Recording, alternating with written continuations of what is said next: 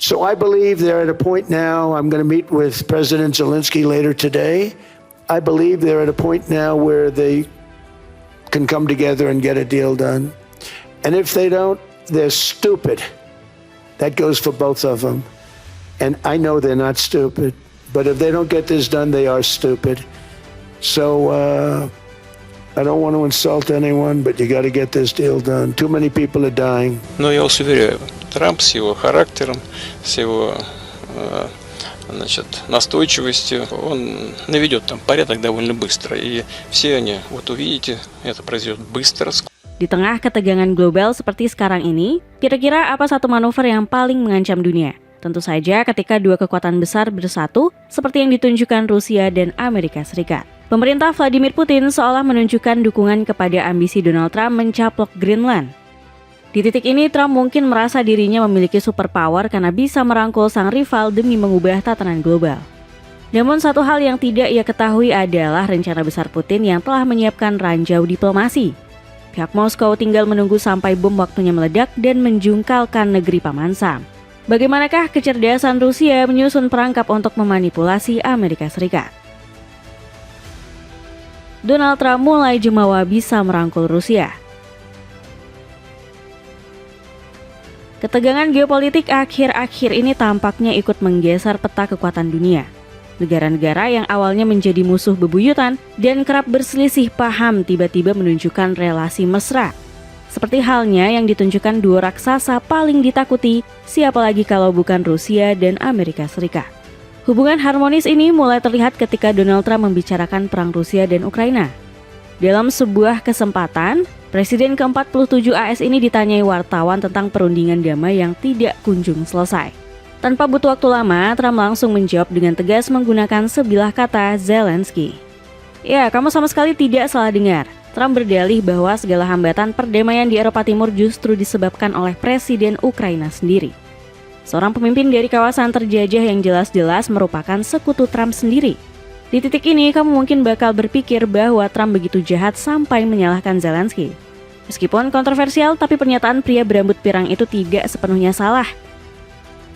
Kita ambil contoh pada bulan Desember 2025 kemarin, saat perang Rusia-Ukraina mendadak mengalami pergolakan luar biasa.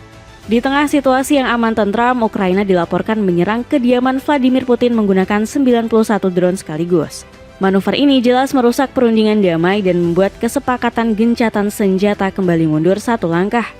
Tak ayal jika serangkaian momen tersebut membuat Amerika Serikat berpaling ke sisi Rusia. Contoh lebih konkretnya terlihat dalam pembentukan Dewan Perdamaian Gaza yang diresmikan Donald Trump. Sang presiden memasukkan tokoh-tokoh berpengaruh seperti Tony Blair, Ajay Banga, dan Recep Tayyip Erdogan. Bahkan Vladimir Putin yang notabene saingan Trump juga dimasukkan dalam daftar tersebut.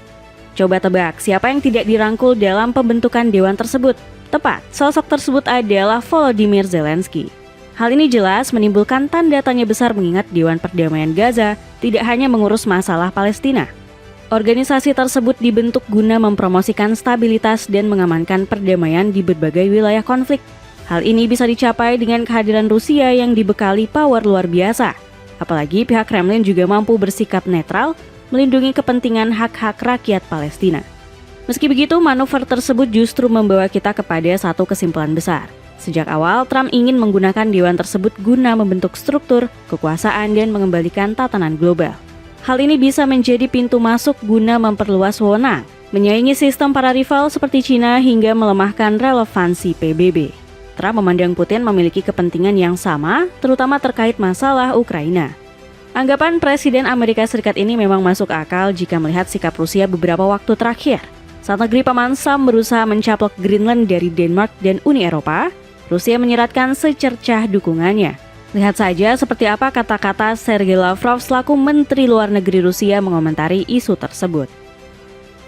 Secara prinsip, Greenland bukanlah bagian alami dari Denmark, bukan? Itu juga bukan bagian Norwegia. Greenland adalah hasil penaklukan kolonial. Fakta bahwa penduduknya kini telah terbiasa dan merasa nyaman adalah persoalan lain. Tak cukup di situ, Vladimir Putin juga sempat menyatakan pujian tinggi terhadap gaya kepemimpinan Trump. Menurutnya, pria berambut pirang itu punya aura yang bakal membuat Eropa tunduk mengikuti arahannya. С его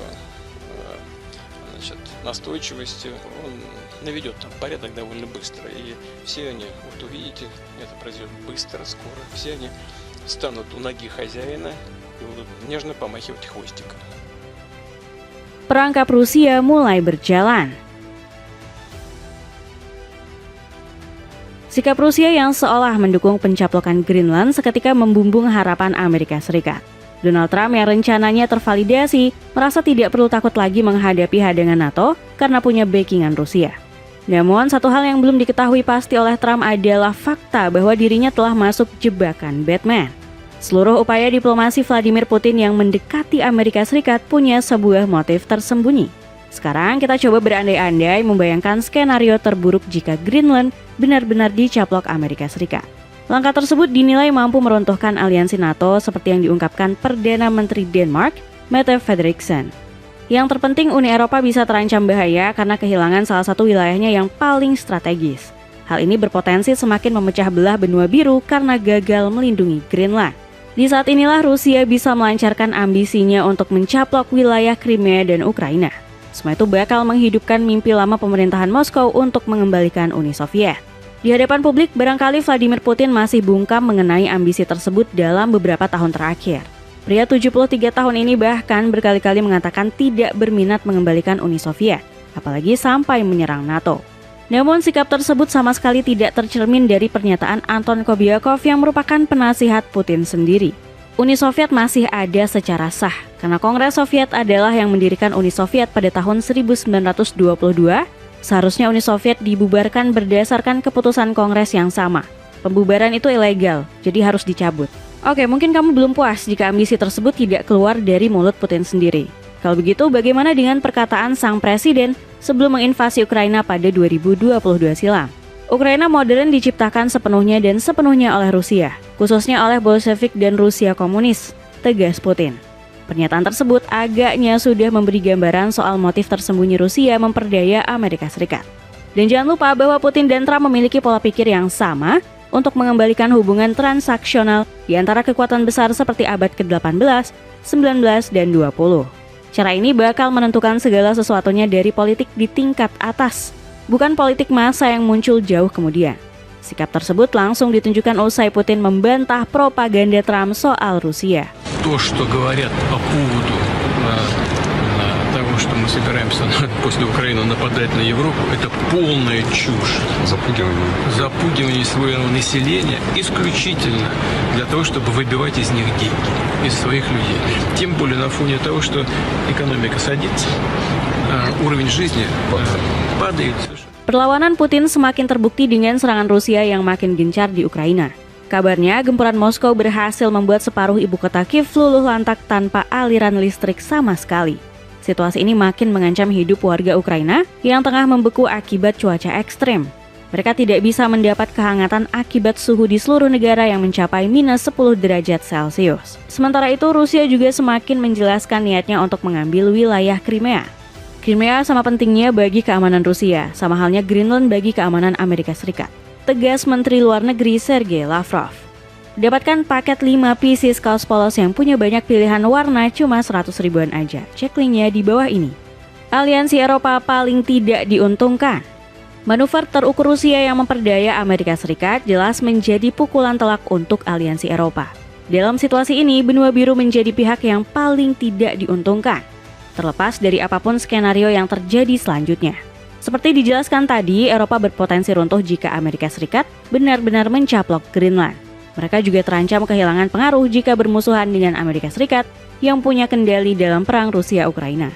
Sialnya, kini mereka tidak punya daya tawar yang kuat karena Donald Trump bakal memberlakukan sanksi tarif bagi negara manapun yang menolak ambisinya. Layaknya pertandingan catur, Uni Eropa hanya tinggal menunggu waktu sampai terkena skakmat dan dikeluarkan dari permainan.